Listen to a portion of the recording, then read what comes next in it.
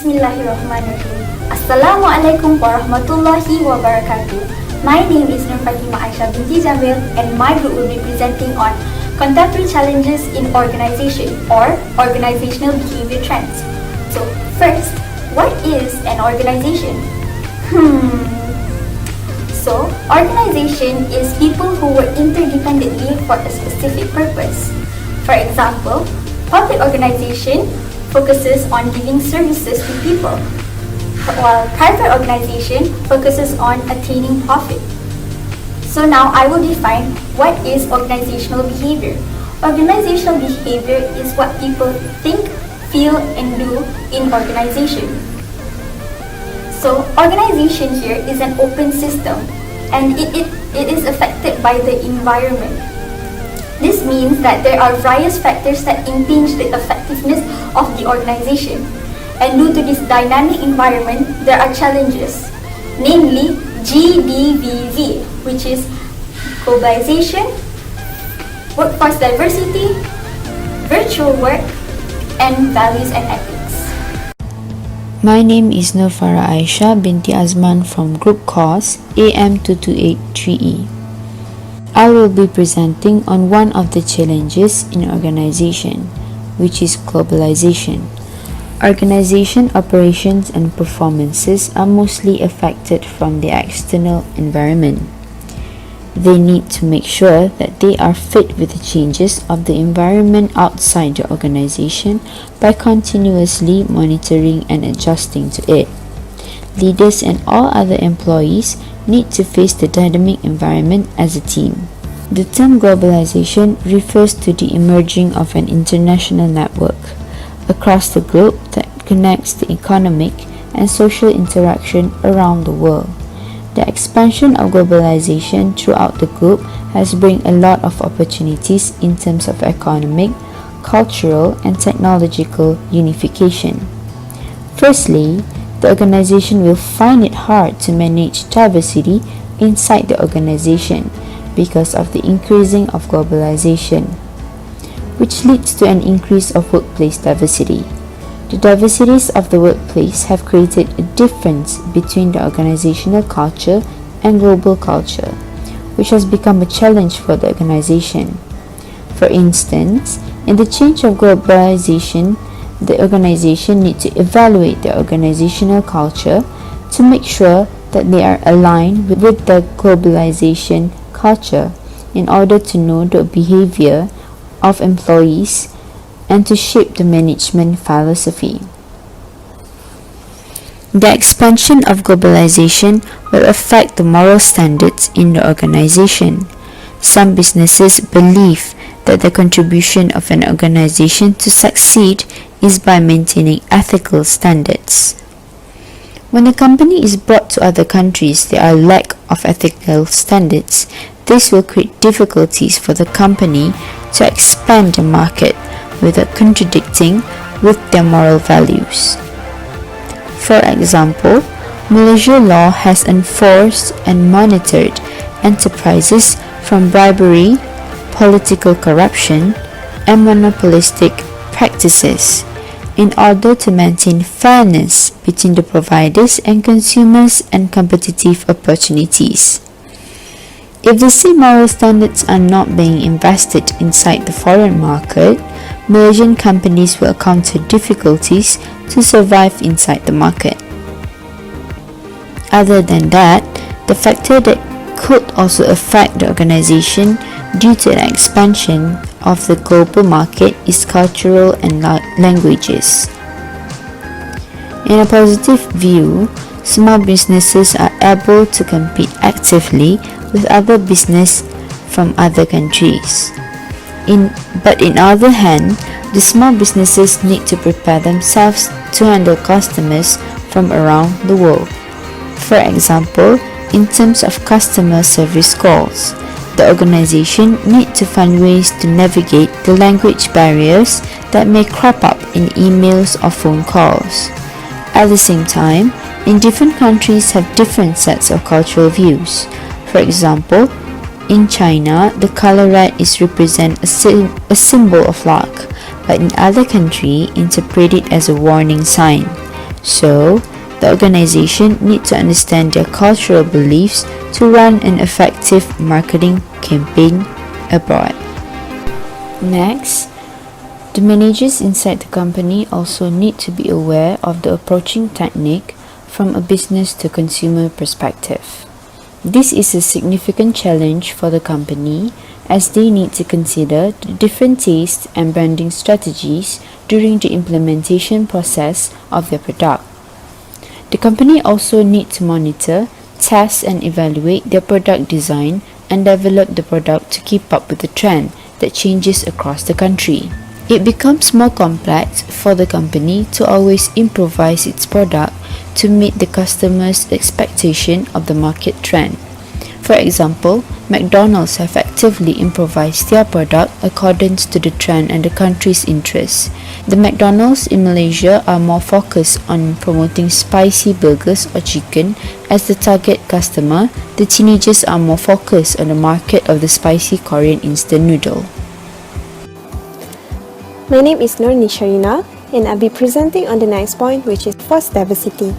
Different people from different cultures and different walks of life create values. People from all over the world come together in today's business world. Many companies pride themselves on having a diverse workforce, one that is made up of individuals with a wide range of characteristics and experiences. A company that embraces diversity can broaden its skill base and become more competitive and innovative. In current scenario, employing diversified workforce is a necessity for every organization, but to manage such diversified workforce is also bring a big challenge and issues for management. There are two types of workforce diversity, which are surface level diversity and deep level diversity, which I'll be explaining further. The first one is surface level diversity. Some of the key characteristics of surface level diversity include race, ethnicity, gender, age, religion, ability, and sexual orientation. You may know someone who has experienced unfair treatment based on personal characteristics. The first challenge of the organization that implements the workforce diversity is in terms of discrimination. Discrimination occurs when someone is denied opportunities on the basis of a personal characteristic that has no bearing on job performance. Discrimination causes a great harm and is illegal in more cases. It's natural that tensions will arise among individuals in a diverse workforce, so it is important for employers to have diversity management policies in place. Most largest organizations have taken steps to promote diversity awareness and understanding. This diversity initiative contributes to a positive work environment that is free from discrimination. Let's look at some of the specific issues that arise among the diverse group in the workforce. The first issue is race and ethnicity. Racial and ethnic minorities have different perspectives, customs, or approaches to communication in the workplace. People may speak different languages at workplace because of different geographical region to which they belong, due to which the people may find some problems. These differences can become challenges for organizations that seek harmonious employee relations. Such challenges can address through appropriate training and education. Next is gender. Women have long struggled to obtain equal pay for comparable work and to remove the class ceiling, an invisible barrier that keeps women and other minorities out of the top manager ranks. Women also face gender discrimination and sexual harassment, for example, sexual advances or other unwelcome conduct of a sexual nature. Although much progress has been made to prevent such conduct, there is still a need for training and education. Age is also part of the challenges happen in the organization. Today's diverse workforce reflects generational differences and different perspectives about the relationship between age and ability or professional worth. While complaints about the age discrimination which are not prevalent as compared to gender discrimination, managers must still promote awareness and understanding of age differences in the workforce. Religious diversity in the workplace raises freedom of expression issues and can lead to conflicts over employee leave for religious observances.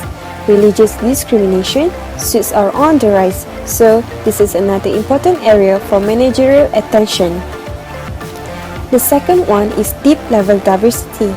Deep-level diversity, on the other hand, are not easily noticeable and measurable since they are communicated through verbal and non-verbal behaviors.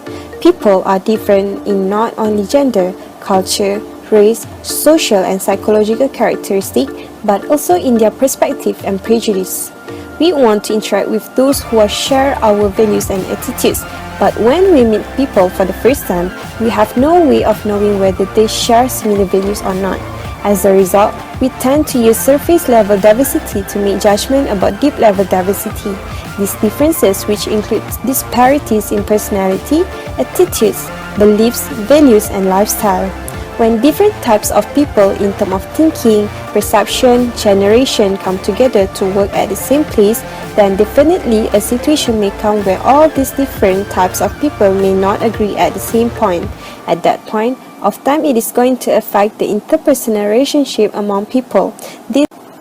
This can also be related to the diversity across generation.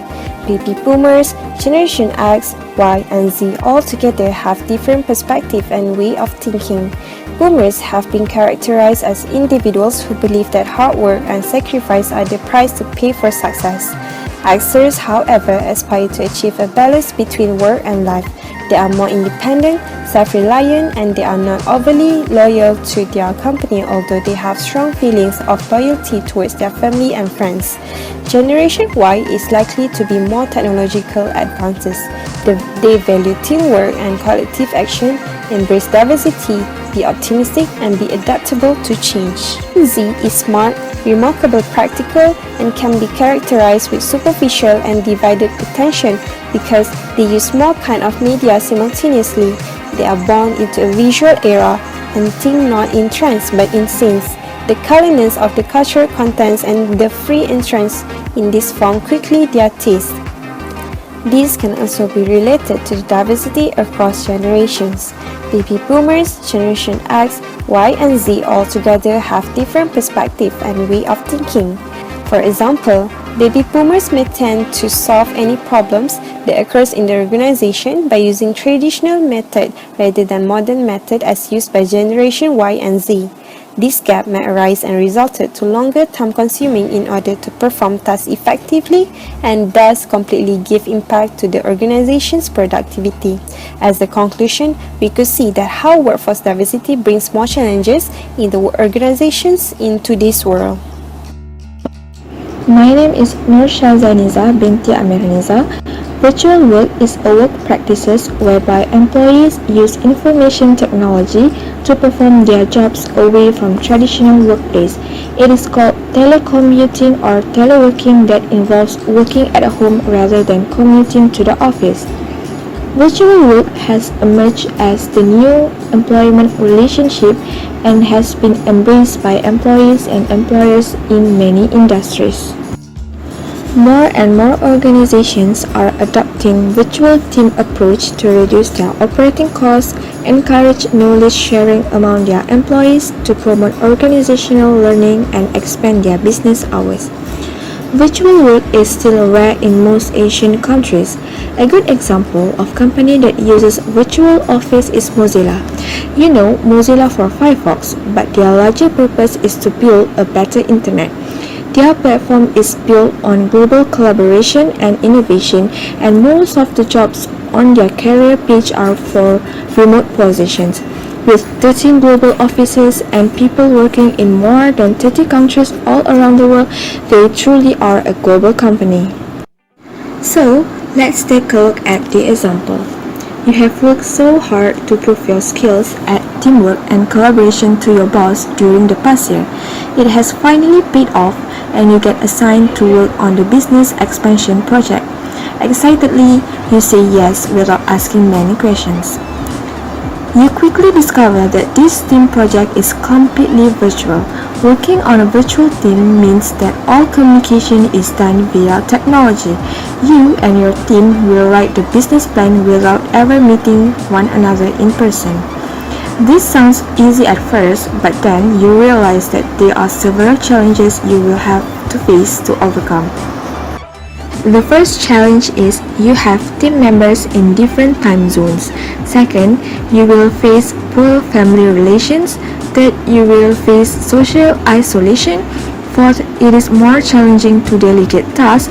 Fifth, lack of recognition, and this will affect your performance ratings. So, how do all these challenges affect the work's performance? Time zone. As you prepare for your first team meeting, you send out an email and suggest that everyone meet at 10 a.m. Eastern Time. This is a great time for you. It is after your morning meeting and just before lunch. You can readily dedicate 2 whole hours to getting this project started. Unfortunately, only one person responds to your email. They let you know that 10 a.m. Eastern Time is actually 7 a.m. Pacific Time and they are located in California. This time won't work, so they will have to catch the next meeting. The next point is poor family relation. Although virtual work is usually introduced to improve work-life balance, family relations may suffer rather than improve if employees lack of sufficient space and resources at home. As this involves work being done in the same physical space as where most people typically go about their personal lives, it is unavoidable that work will be invasive in your personal life or vice versa.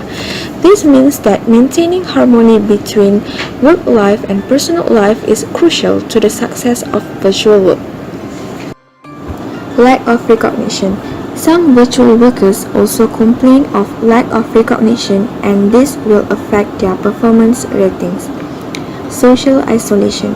Social isolation is another common complaint among virtual workers who rarely visit the office and lack of contact between an individual and society. Virtual workers can go days without contact, leading to feelings of isolation.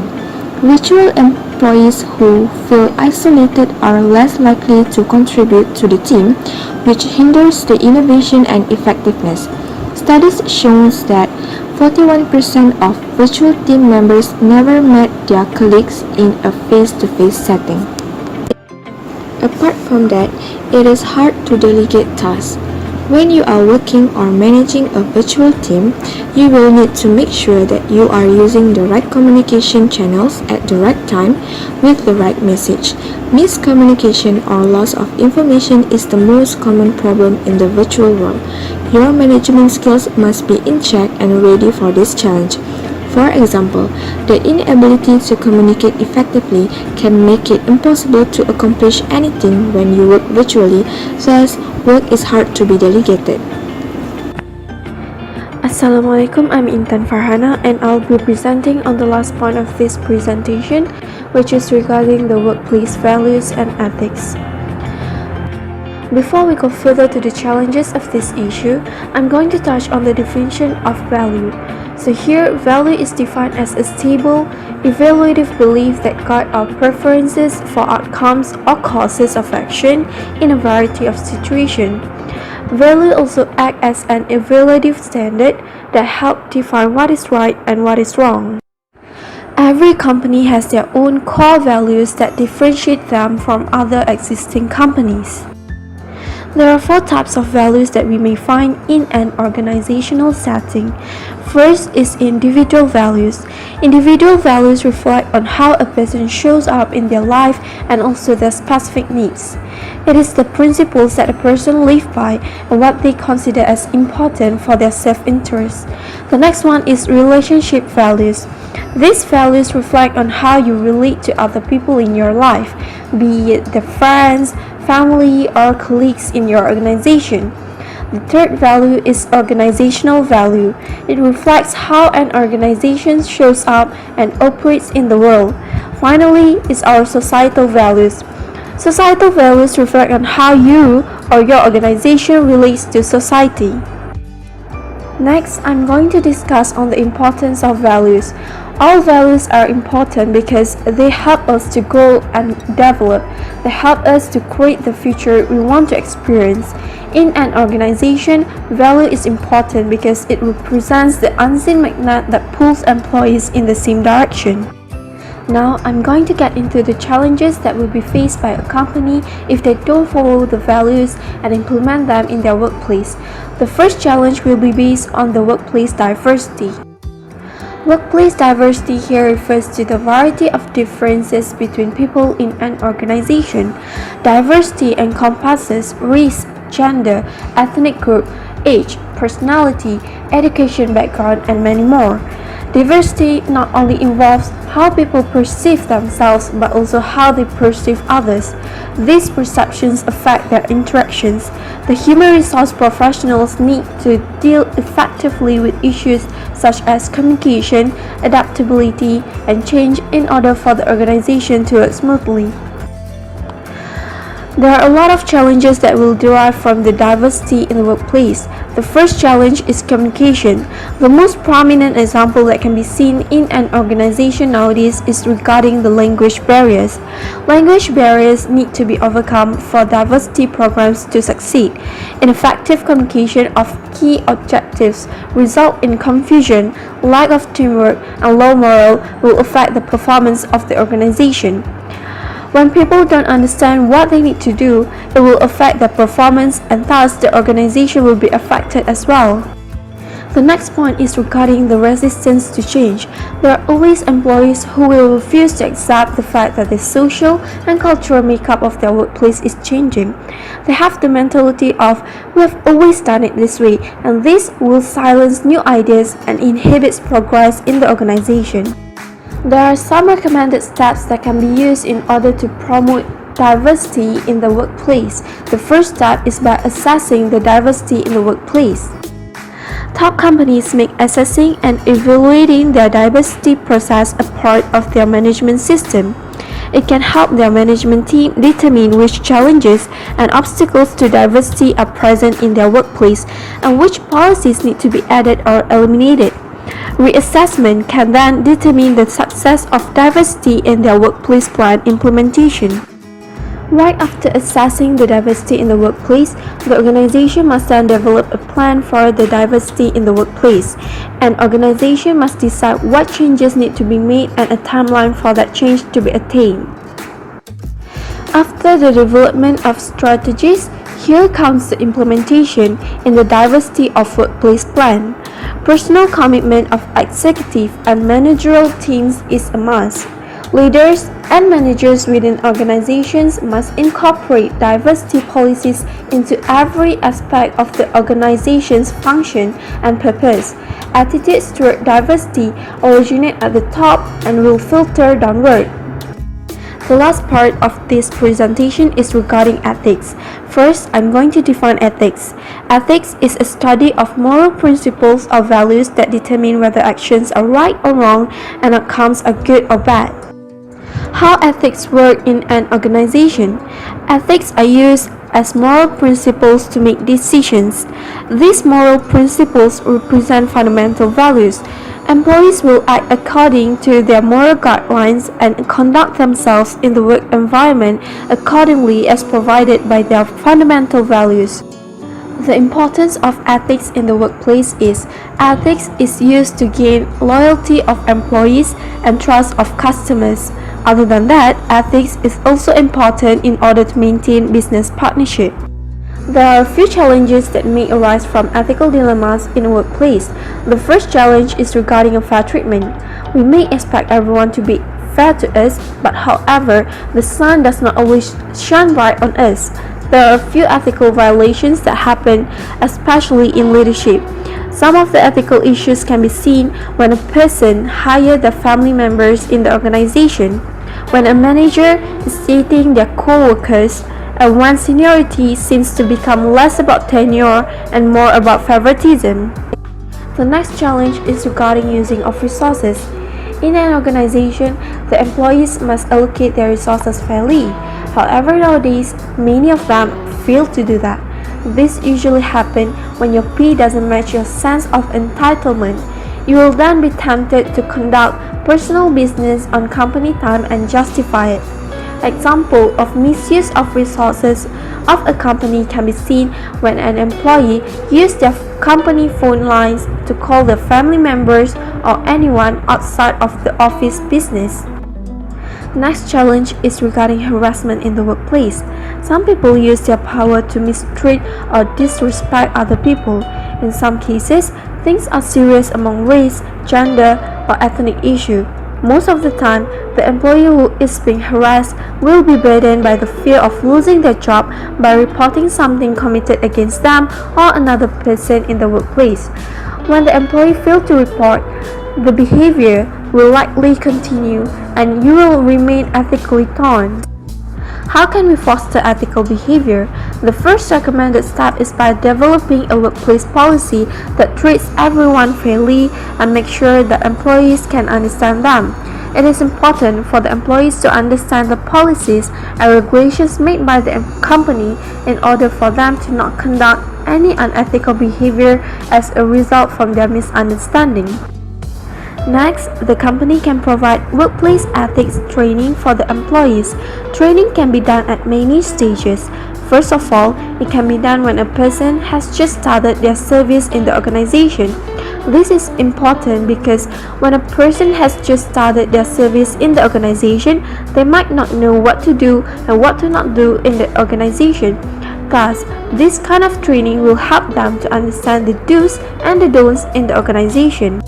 Finally, when all the steps and solutions provided above fail to work on the person who has yet conducted another unethical behavior, the manager may then consider to take serious action against any unethical behavior conducted by the respective employee. The employee must be made aware that there are legal consequences for some unethical employee behavior.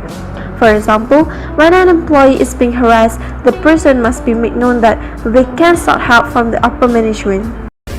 Now that all of the speakers have clarified all the 4 points, which is GDVV, which is also known as globalization, workforce diversity, virtual work, and values and ethics, you will now understand what is the contemporary challenges of organization or organizational behavior trends. That is all from us.